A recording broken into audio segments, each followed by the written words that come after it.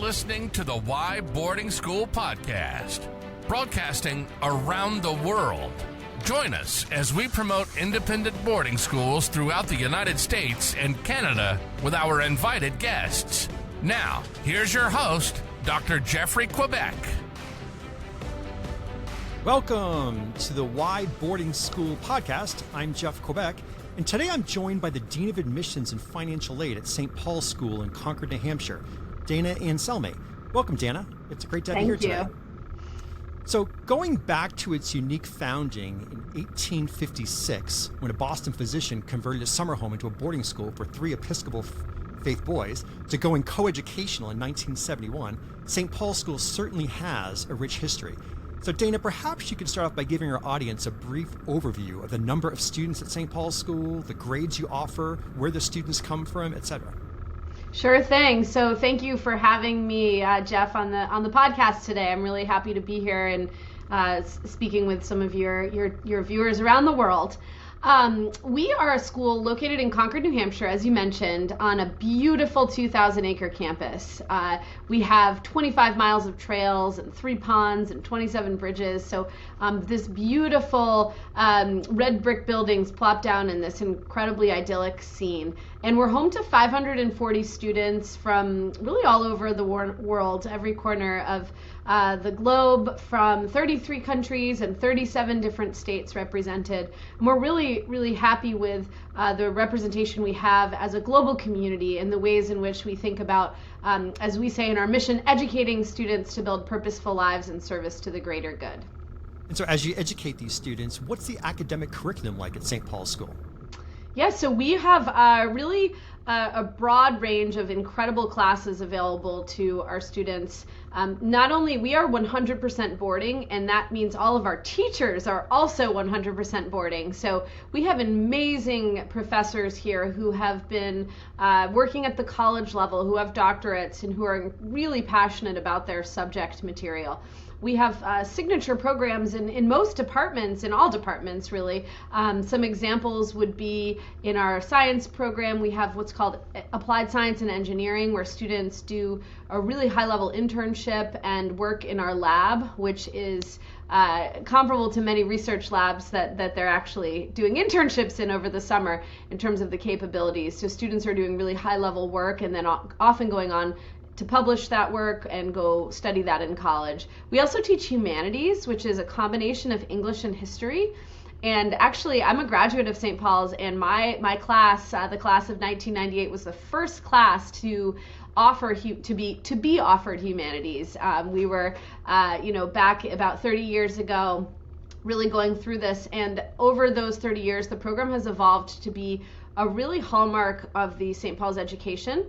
It's a really inquiry-based curriculum where students are learning history, religion, art history, sociology, anthropology, philosophy, all of these different branches of humanities through literature. And so we're learning the study of words as we learn how history progressed and unfolded. We're looking at primary sources next to art pieces, next to articles that have been written, scholarly journals, all in the pursuit of knowledge and understanding of what has happened in our world.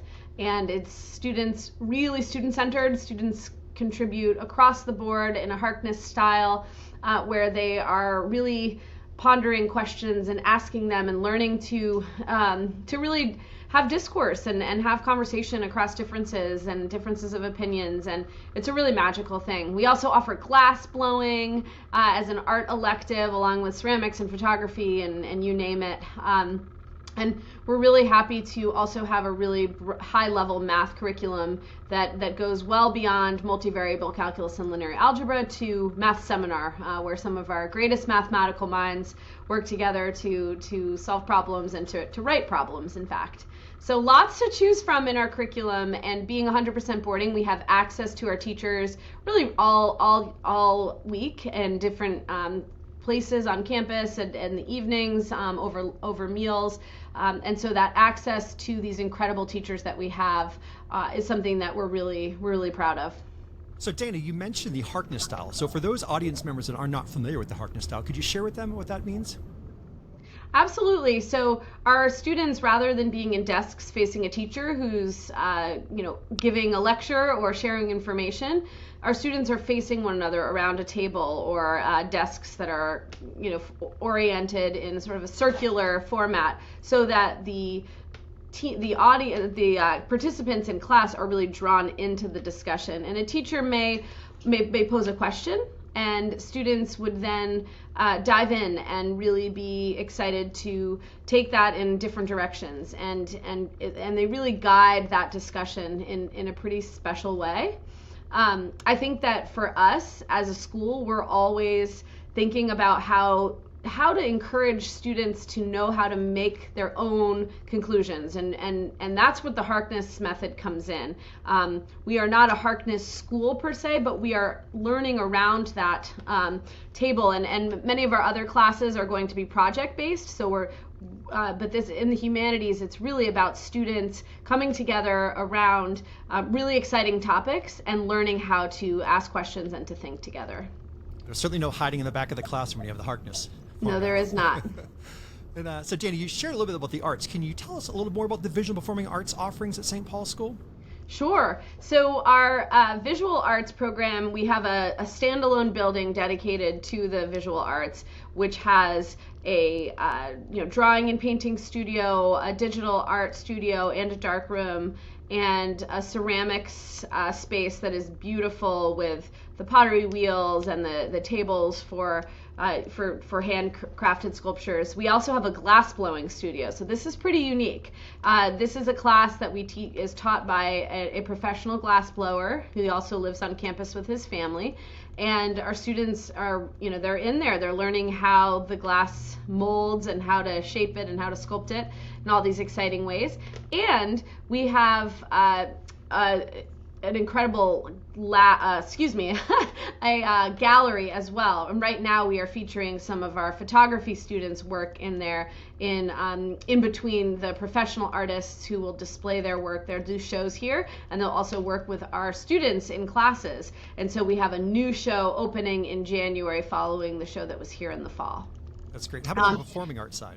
Performing arts is, so we have a ballet company that is a pre-conservatory group, and so for some of the highest levels of dancers in our country who are really classically trained in ballet and want to pursue it at a very high level, but also want to get an incredible education, that's where this program comes in. It's a year-round program. They have prep rehearsals every afternoon and longer on Wednesdays and Saturdays, and then we have classes during the day where they'll also rehearse at different levels. We have the Nutcracker coming up, which is very exciting. We also have a full orchestra of about 60 students who are performing incredibly high-level pieces. They have done full orchestras in the past, and we, from that, also have a chamber ensemble and a jazz band and different groups that will break out and perform. They'll perform in our chapel once a week, different trios and duos and things that students are working on. And we'll also have an opportunity to hear from them 3 times a year in a more formal concert. And then our theater program, we are in the middle of starting to work on our student one-act plays. And so these are one-act plays that are in some cases written, in almost all cases, in all cases directed by our students, and then with their classmates as the actors in them. And so this is a really neat project for students who have found themselves on stage a lot to perhaps take a different angle. In the fall, we always do a dramatic production. This year we did Sense and Sensibility, and in the spring we will do a musical, and that has yet to be named. It's always a big drum roll and anticipation and excitement for that. So the arts at St. Paul's are essential to the growth and development of our students, and they're very well attended. They're very popular. Our students show up to support their peers and to relish in their accomplishments and their talents. Well, that's great. And so, Dana, how about athletics at St. Paul's School? Is every student required to play a sport? And also, what are some of the athletic offerings that St. Paul's has? Yes. Well, our athletic offerings are very broad and can actually be accessed really easily on our website. You can see the different programs that are offered here. We have varsity, junior varsity, and in some cases a JVB team, so sort of like a thirds team. And those are the interscholastic teams. We also have club and recreational programs. This fall, a very popular one was Rec Rackets. They did tennis, squash, and pickleball and badminton, and alternated days based on the weather and all of that good stuff. But there's an opportunity to get out and learn some life sports in that. We also have recreational skiing in the winter, and we have a farm team, and we have different offerings beyond athletics as well, where we have debate and robotics and theater, as I mentioned earlier. So lots to choose from in the afternoon. All students are required to do some form of team sports each year, and that can be at the interscholastic level or it can be at the intramural level, like our rock climbing team and different things along those lines. And then you can choose from those other offerings, as I mentioned. So all of our students are engaged, they're busy, they're really plugged in beyond the classroom, but you can sort of choose your own adventure in many ways with our afternoon program. Well, it's nice. It seems like there's not only an activity for everyone, there's also so many multiple levels they can find, Yes. sort of find their home there. That's great. All right, Dana, we're going to take a quick break, then we come back and we're going to continue our conversation learning about the St. Paul's School in Concord, New Hampshire. Thank you. Do you have any questions or guests that you'd like to see on an upcoming Why Boarding School podcast? You can contact us directly through our website at whyboardingschool.com. Now, back to our show. Welcome back to the Why Boarding School podcast. I'm Jeff Quebec, and I'm joined by Dana Anselmi. She is the Dean of Admissions and Financial Aid at St. Paul's School in Concord, New Hampshire. So Dana, as we continue our conversation, I'm kind of curious, what's a typical school day like at St. Paul's School? Well, that is a great question. We have one of the most, I think, exciting ways to start our day together. First of all, our breakfast is amazing. We have, we believe in a good, healthy start to the day and encouraging our students to come to the dining hall. So we have eggs made to order and a smoothie bar and avocado toast and all kinds of good things every morning for our students to start their day out right. And then we head over to chapel most mornings a week, Monday, Tuesday, Thursday, and Friday. Those are our full academic days. Our chapel program is we were founded as an Episcopal school under the tenet, all are welcome. And we really lean into that part of the Episcopal faith. We bring students into our chapel of all faiths and all backgrounds and those who don't necessarily practice religion in any way. And what it is it's a community gathering, and we do incorporate elements of spirituality. We sing hymns, we say prayers, we hear poems, we hear from artists. There's spirituality found in a lot of different aspects of our chapel program. We also will have a main speaker each day, and that could be a student, it could be a faculty member, it could be an alum who's out in the world doing great things, or it could be someone with no affiliation with the school who has an important message to share. And chapel is really a time where we can think beyond ourselves, beyond that next test that's happening, beyond the game that you have that afternoon or the discussion you'd had with your roommate earlier that didn't sit right. The chapel becomes this place that you can really kind of put things in perspective and learn in a really amazing way because you're there with all of your peers and teachers, your whole school community. So that's something that's really special about St. Paul's. We also have fun announcements and things that come up in terms of what's happening over the weekend, students to recognize, athletic announcements, the play's coming up, get your tickets here. And so it's also a way to sort of stay in the know with what's happening on the community. Clubs and activities are very active. Those announcements happen there. Tonight we've got meditation and pickleball and many other things happening on campus, and that all I learned in chapel today. So then after chapel, from about 9 o'clock to 3 o'clock, we have classes. And in there, we'll have a lunch block, and you'll usually have a free block, and you'll have some breaks in between classes to meet with teachers or do some last minute studying, things like that. From there, you'll go on to your afternoon program, which is typically from about 3:30 to 5 practices. Sometimes they'll go a little bit longer.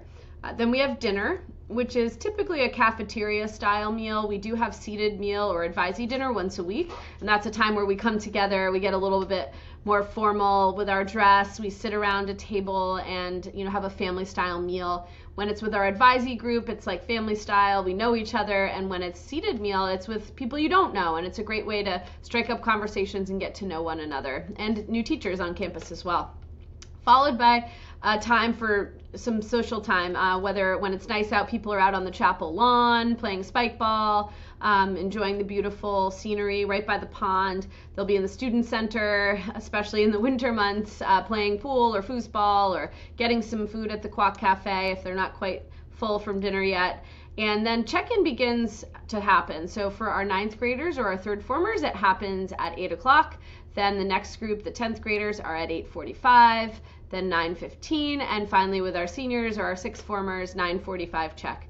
Once you're checked into your dorm, you are able to do some group work, hang out in the common room, make popcorn, different things like that. But it is a time for quiet conditions and study conditions. So it tends to sort of be a mellower time in the evening. The dorm advisor is there to help support you. Older students are there, and it really creates a nice community within the dorm because we're together in there. And then the next day starts again. Students typically go to bed around like 11 or so, and we talk a lot about the importance of sleep, and I think our students recognize it pretty quickly.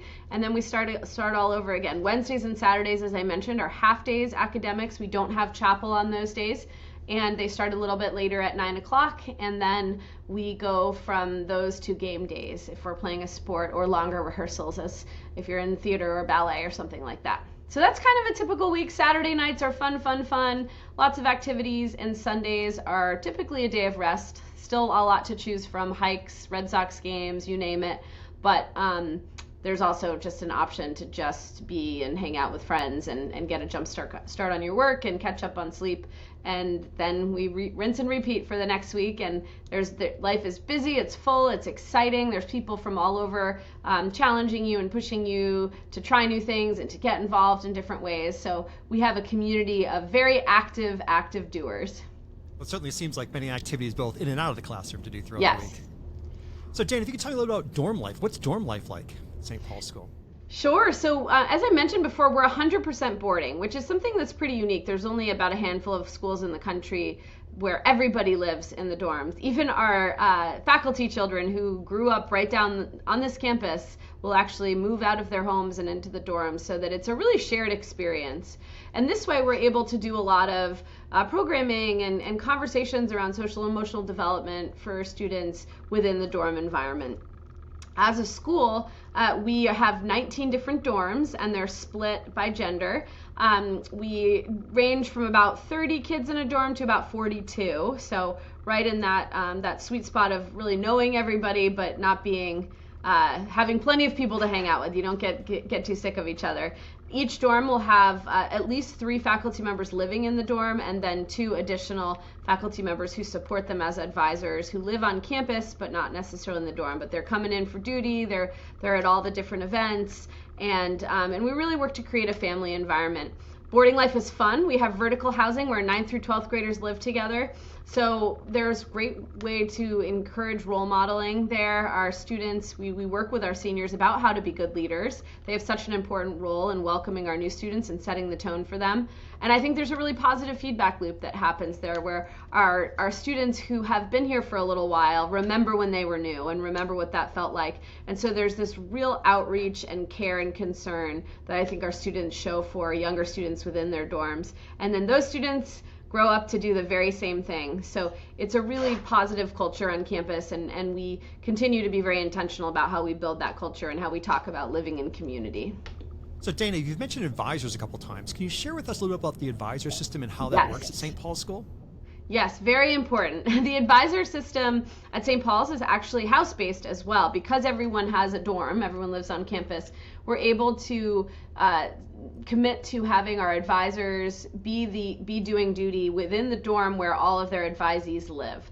So when I'm on dorm duty in my dorm Armor, I am able to see and check in with each one of my advisees. And that's really special. I'm seeing them brushing their teeth before bed. I'm seeing them coming in after a long day out on the ski hill or something, and they're tired and they can plop down and we can talk. And I love getting to sort of see them in that more relaxed environment.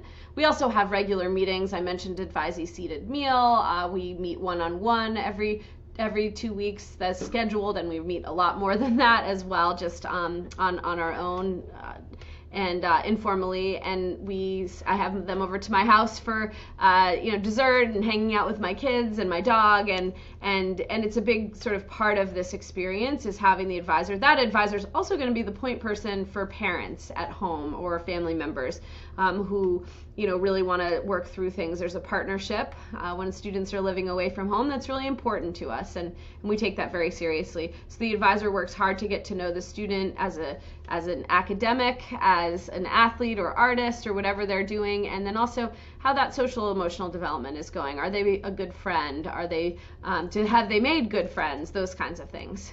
So the advisor is really that home, that sort of surrogate parent home away from home. Would you say, is there a typical St. Paul school student? Good question. We actually did an exercise with our faculty 2 years ago, which was really helpful, and it helped inform some of our admissions policies and how we make our decisions. We asked our faculty what were the characteristics that students needed to be successful at St. Paul's, and there were many answers that came back, as you can imagine, but there were clear, consistent favorites, and those include intellectual curiosity, not just sort of caring, not just being smart, but really caring about learning and asking good questions. And that goes back to what I was talking about with our humanities classes and the way that we approach learning.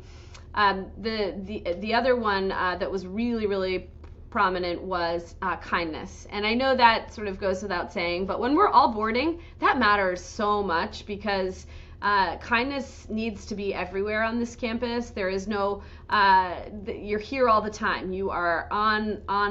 And when you're having a harder day, being lifted up by others is the way to push that through, and then doing the same. And those things happen at any school, day boarding, public, private, anything. You're going to have those days where you get a grade back and you're not feeling well. And when you can have people in your community who genuinely care about you and who are going to reach out and support you, that is how you push through those moments. And so we really care a lot about that. And then finally, that idea of pushing through something, of being able to overcome obstacles with some degree of perseverance. Really, the work is really challenging here in good ways. You're going to learn so well. You're going to be so prepared for college. All of our graduates always tell us that. And that doesn't come by coasting through academics. You have to want to work, and so our students they share that common trait of wanting to push themselves, and that's why our academic environment is so dynamic. It's that curiosity, it's the perseverance, and it's also the way that kids show up for one another and support one another. So Dana, not only as the Dean of Admissions and Financial Aid, but also as a proud St. Paul's School alum, are there any cool traditions at St. Paul's School that may be unique from other schools, or perhaps there's that one tradition you hope always remains part of the school? Yes, I mean, there are so many. One is our club cup competition. So we're all assigned a club when we arrive, and throughout the year we have these really fun competitions. It can be small, like, someone showed a random act of kindness. It can be big, like, grade point averages, give points. It could be winning the pickleball tournament, which just happened, which was very, very high stakes and very popular. How's your pickleball game? 150, my game? Yeah. Not great. It wasn't a thing when I was here, but I'm learning. I'm liking it. And a lot of our kids have really adopted it. We had about 150 kids in costume at this pickleball tournament a couple Saturdays ago. So things like that. So we have these really fun, spirited events that then lead to this prideful moment of your team getting points, and you're a part of that. I would also say that we have done a really good job of scheduling a lot of night games, and that might not sound all that unique, but actually having time to watch each other do things and play sports is something that we've done intentionally. And we all show up in mass, we meet somewhere, and we walk out to the games all dressed in black or all dressed in red or whatever the spirit captains say on that day. And there's a lot of good spirit in these moments when schools do well. We just had our football team played down at BC and a bowl game recently, and we bussed a whole bunch of kids down there. And I think that we take advantage of these opportunities to do these types of special things. There's so many traditions at St. Paul's in terms of our dorm theater competitions. We all put on these like little plays, and they're hilarious. And we have traditions of different dances and different things like that happen. We have holidays that are called as a surprise, where we learn, we walk through the trails on cricket holiday and learn parts of the campus. There's a lot to choose from. And so I think part of it is getting on campus and trying to understand for each student what that thing is for them, because I think you'd find pretty varied answers. And certainly all these activities build wonderful school spirit. Indeed they do. So Dana, before we speak a little about admissions, is there anything about St. Paul's School that we didn't discuss today that you'd like to mention?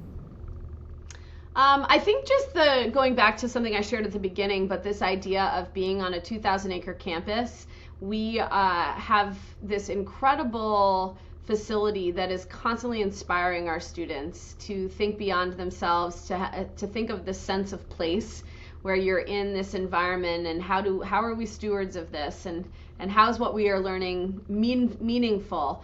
And I think that this campus, being an alum in particular, there is so much nostalgia that from generations of St. Paul's alums hearkening back to the mid-1800s, who have walked these same trails and who have walked the pathways that have certainly been redone since then, but this history and this idea of tradition and excellence that has happened on this campus, it's really inspiring. And when you set foot into these buildings, I think it does help lift you up when you walk around the pond and you see Hank the heron flying low across it, and you go fishing, and you go for a swim in a spring evening.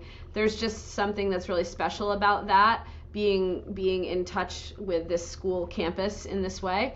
And then on the flip side, we're 2 miles from downtown Concord, where you can get your Starbucks and you can go to Target and you can go out to eat with friends. So there's this really nice access to peace and pristine campus and a place where you can really learn that's safe and where you can grow, and then also a place where you can kind of get beyond that and get a change of scene when you're looking for that. So I wanted to highlight that because I think that's really special about St. Paul's as well.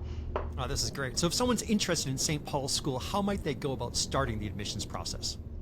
Yes. So on our website, submit an inquiry form, and that inquiry form will then take you to our further into our process, where you would be invited to submit part 1 of the Gateway to Prep Schools application.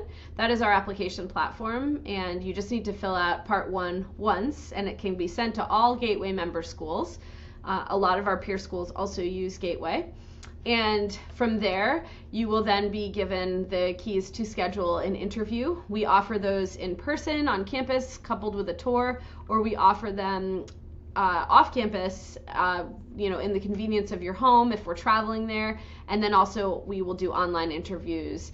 So for people who can't make it to campus or whose home we're not traveling to, we're happy to make those connections. So we try to be as flexible as possible. And then after the interview, you'll be getting to work on your application. We require teacher recommendations and a transcript, and so you'll need to get that information to your teachers so that they're not cramming that in, because they won't love that. So making sure this is a really good time, if you haven't already, to ask for recommendations, because our application deadline is January 15th. And then additionally, we are requiring standardized testing. For most students, that looks like the SSAT or the IC test. And there's one more SSAT test that we will accept before the application deadline, and that is the January test. IC is offered a little bit more frequently, and then we will, for older students in particular, will accept the PSAT or the pre-ACT or the SAT or ACT. And so those are part of our requirements. And then there's some essays to get working on, which are really short answer questions for us. So all that needs to be in by January 15th, and then we start to deliberate and let you know your admissions decision on March 10th. And Dana, the website address for St. Paul's School is? www.sps.edu. Awesome, that's pretty easy. sps.edu. Yes. Well, Dan, this has been great. I appreciate it. I've enjoyed our conversation. Certainly. Me too. Thank you. Awesome. So Dana Anselmi, Dean of Admissions and Financial Aid from St. Paul's School in Concord, New Hampshire. Thank you for listening to the Why Boarding School podcast. We look forward to you joining us for our next episode. Please remember to subscribe to the Why Boarding School podcast and help us spread the word. Until next time.